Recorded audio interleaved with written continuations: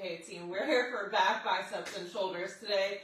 I did go ahead and prioritize a really good back warm-up, just using a resistance band, just some big openers, bow and arrows, things that can just allow me to open things up a little bit. So if you have not taken the time, please go ahead and take your 5 to 10 minutes of cardio, just a light cardio warm-up followed by some dynamic stretching. You'll be good to go, even if it's just shoulder mobility stuff. So what we got today is 2 supersets followed by a burnout tri-set. In our first superset is actually one movement, just single arm. So we've got single arm bench over rows. I'll be adjusting my bench, or maybe not. Yeah, I'm going to lower this bench a little bit for support. It's up to you if you want to lean on your bench or just use a bench wall, cable bar, something for support in your single arm bent over rows. My goal is some sort of progression every set. So we have 4 sets. The rep range is 8 to 12. So if I'm not going to be stretching reps, that means I'm looking for some sort of increase in resistance. If you're not ready for the next jump in weight, start to think about having a resistance band or stretching reps or something like that. If you're getting to 12 reps and it's just not challenging for you, that's a good cue to understand you need an increase in weight there. So we got that move. We've got supported reverse flies. I'm going to recommend a bench for that, but you can also perform the move standing or with cables, a dual cable machine. That will work just fine if you're at the gym. And then we've got some bicep curl 21s. Grab lighter weights for that move, lighter than you would normally go for biceps, because we've got 7 halfway up, 7 halfway down, 7 full, and we've got 3 sets of those. So error on the side of conservative. We will have hammer curls, only 6 reps in the burnout, so you can go as heavy as you want for those. You can go as heavy as you want for overhead presses. Again, 6 reps. So you have opportunity to push some heavy volume there in that burnout. That's the goal. So solid mix of muscular endurance and power today, volume power. We love a good back workout. Anyone who says you can't get a good back workout in at home is lying. We're going to prove that today. All right. Just going to get a slight angle in my bench. Now, as always, if you're working on pull-up progressions, that's going to be kind of on you, since obviously pull-ups for me are out of frame. Don't ignore the important pulls. If you don't have access to an assisted pull-up machine, but you're working on pull-up progressions, make sure you're grabbing the lat pull down. You're trying to get to at least your body weight with that movement so that you can, when you're ready for unassisted pull-ups, you'll have a bit more confidence in being able to pull your body weight. Just like working on push-up progressions, it's necessary and important to work those progressions in, even if it's just some dead hangs, even if it's just, heavy lat pull downs. Don't ignore those pulls. Yes, bent over rows are important, but you're going to need to integrate your assisted pull-ups, heavy lat pulls, stuff like that. So, just a general note. Let me make sure my bench is in the frame here. All right, that's pretty good. Let me get more of an angle for y'all.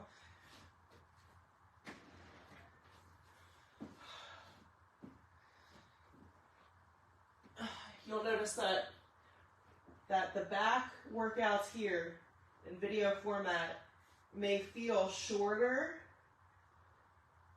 Sometimes the chest and tris also are a bit shorter, more intentional.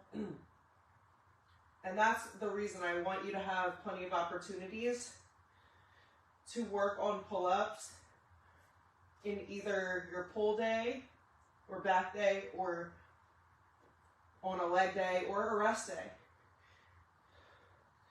If that's a performance goal you're shooting for, let's make sure you're getting that work in, you're getting those reps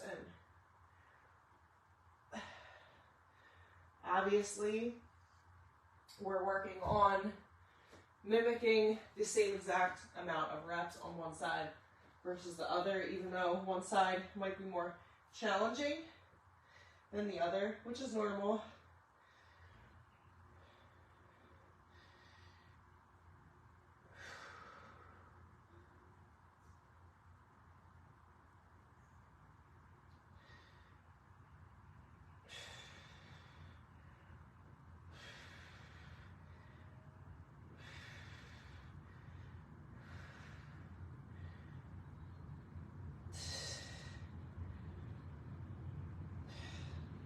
All right, fantastic. I think based on my first set, I'll be making a big jump to a 50. I don't know if I've ever done 3 sets of 8 reps with a 50, but if you never try, you'll never know. There's a first time for everything. Crazier shit has happened. Crazier shit has happened. So I want you to start thinking of your process. If you've got specific performance goals, like I said, stringing more pull-ups together, stringing more push-ups together, lifting heavier in your squats,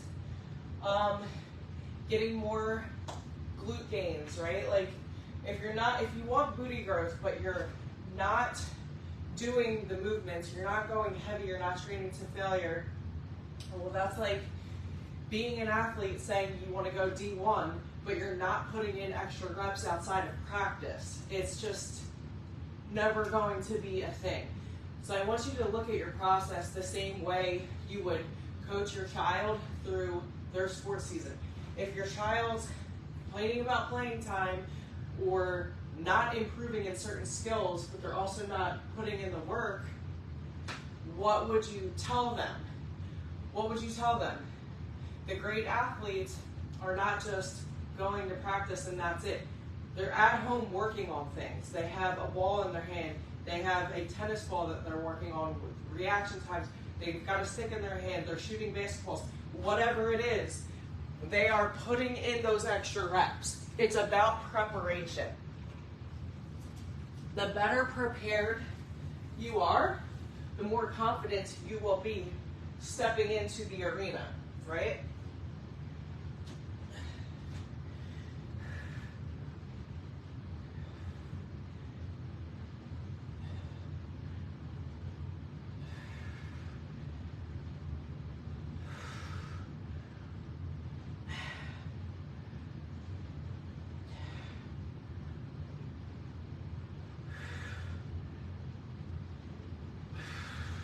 Remember, we're pulling back, not up.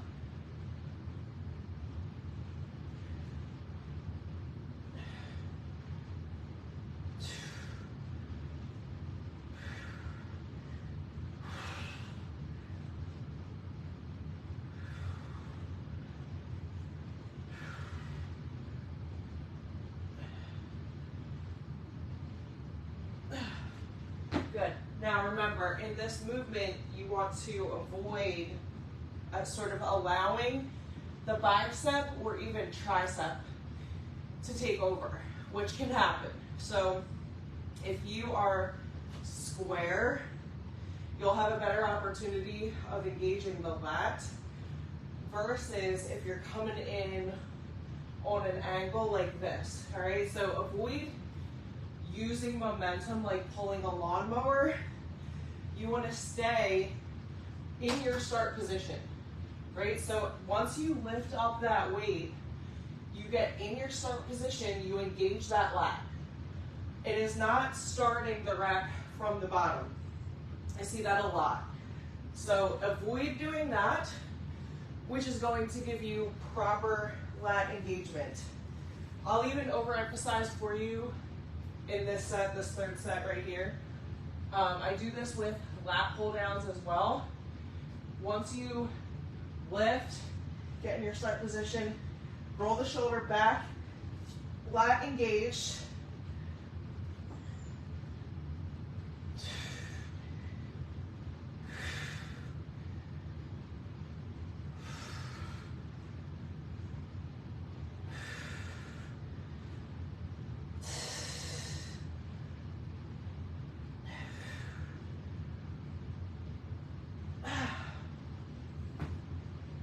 Do you feel the, did you see the difference? And do you feel the difference? So we're down, we're not driving up and riding that momentum. We're coming up, engagement, then go.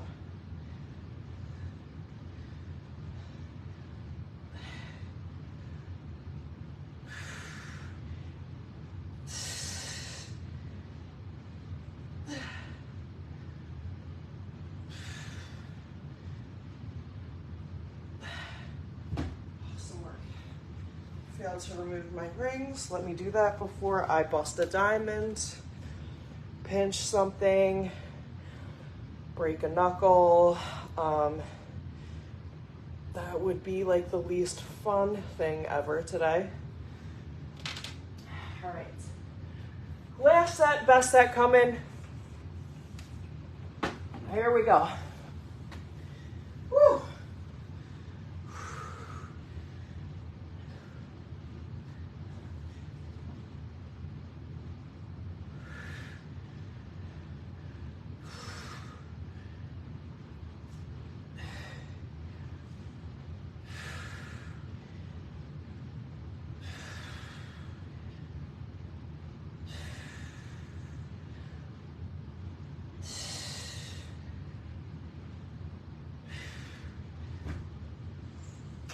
Where's your tempo? How's the path in which your weight is traveling? So, yes, form, tempo, beginning, setup, all of this becomes very, very, very, very important.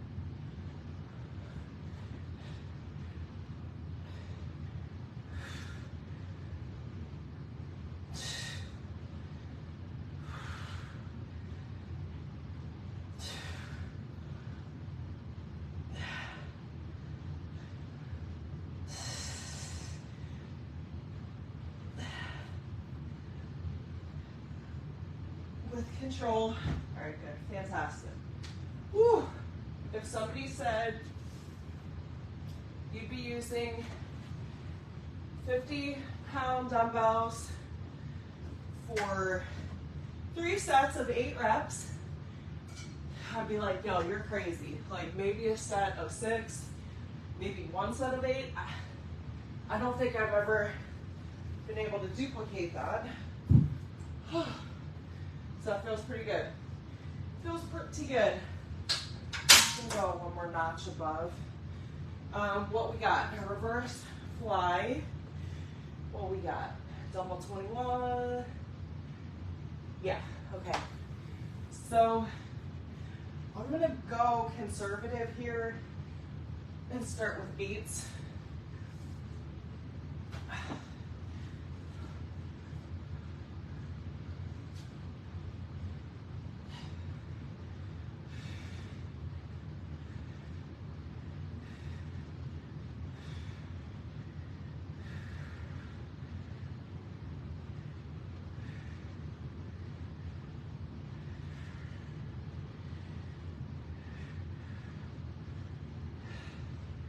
We got 8 to 12.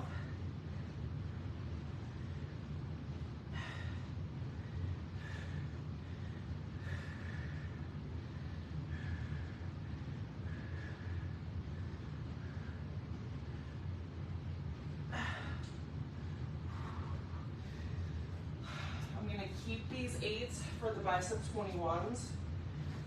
I might regret that. I might have to drop to 5. So we'll see how things go. But we're going 7 right here, halfway up.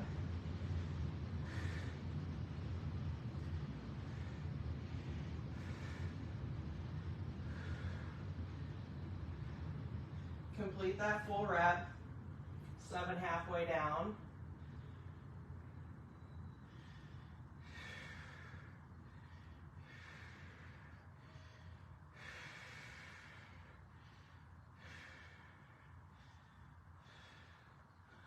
7 full. Nice, easy tempo. Now remember, with things like bicep curls, we're not exactly shooting to go crazy heavy anyway, right? Reverse flies, bicep curls, these are smaller muscles. So a lot of times when I'm asked, I think I did 1 extra rep, who cares? When I'm asked, like, how do I know what weight to use for specific moves? Okay, well, what is challenging for you within the final few reps? If 8 to 12 is my rep range, or if 21 reps is where I need to be, how am I feeling at the last few reps of that set? Is it doable without compromising form? Question number 1. If I have to compromise form or use momentum, be a lawnmower, my weight's probably too heavy. If it's a compound lift, we want to get to failure, right? Like, that is the goal in a compound lift. I want to go up a little. 60. So, if it's not, it's less important to go till failure. It's just less important.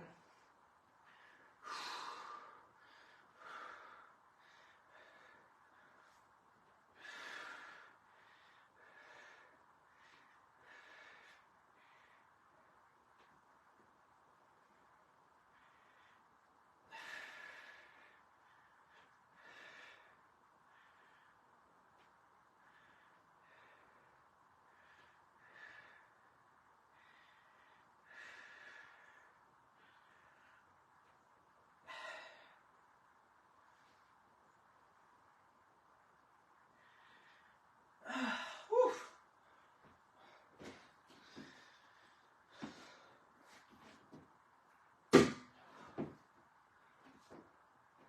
Seven halfway up.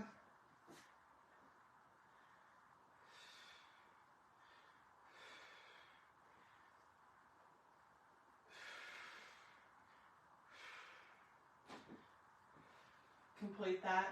Last half rep, 7 halfway down.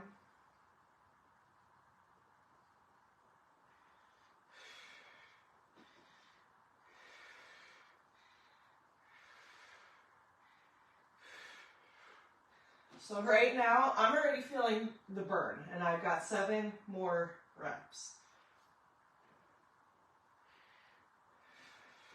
I'm also using a weight that's manageable for me to push through the fatigue without compromising form.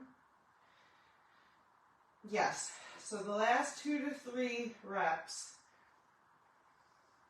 are an absolute challenge, but it's not a gigantic question mark like it would be for overhead presses or bent over rows, one of my compound lifts today.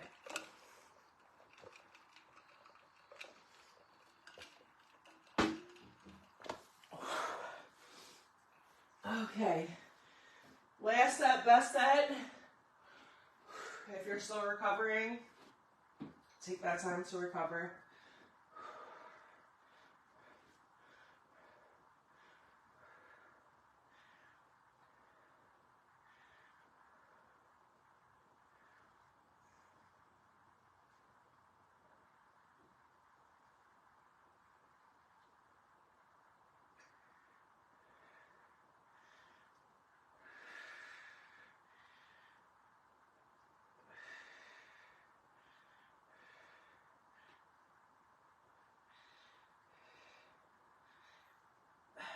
I'm at 8.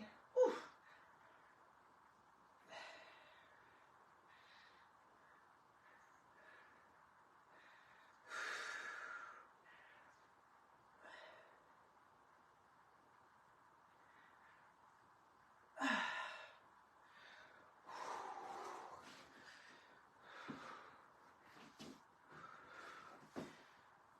Whew.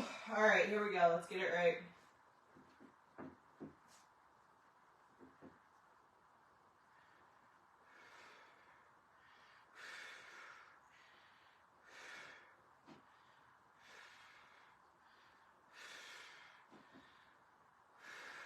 complete that half rep, we go 7 halfway down.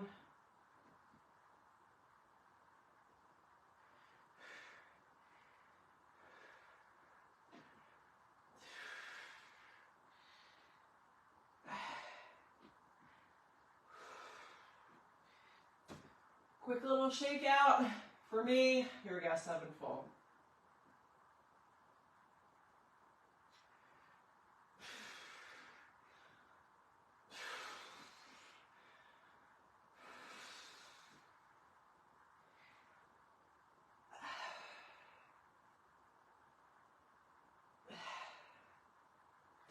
All right, fantastic work. Damn, woo, fantastic. Here we go. Burnout, tricep, 6 reps of everything. We start with a seated overhead press. So let me get my bench right. We move into a seated hammer curl. Again, 6 reps. What's going to challenge you in 6 reps? And then we've got a seated lat raise. Listen, lat raises, even 6 of them, probably, I've got 15s here. I might go up to 15s. I'm going to probably use 10s. Make sure you've got room. Make sure my bench is in frame. I never can tell. All right, looks pretty good. Okay. Quick little breathe reset.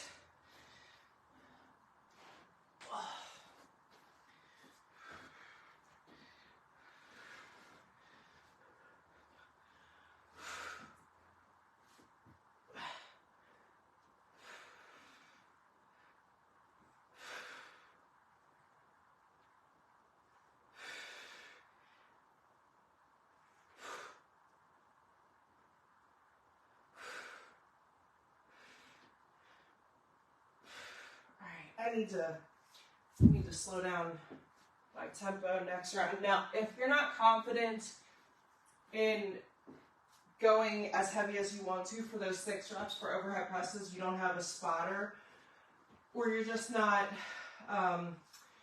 you're not super comfortable, consider the overhead press machine, because it's a safer alternative.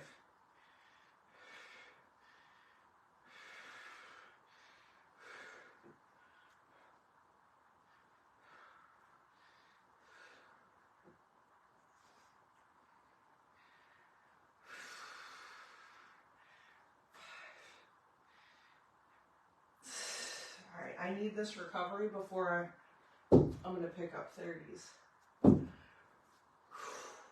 I was thinking to myself, I wish I had 35s or 40s, but with this particular burnout, like following lat raises, no. No. I'll go with these 30s.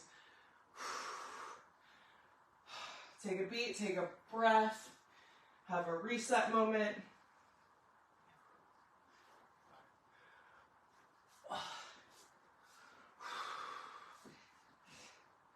So this is what I mean by not having total confidence. Like if you can't successfully get these weights up and lower safely, number one, have a spotter. So if you don't have a spotter or a workout partner, then I'd rather you find the overhead press machine, take a little extra time in between these sets so that you can do the safe thing and prevent an injury.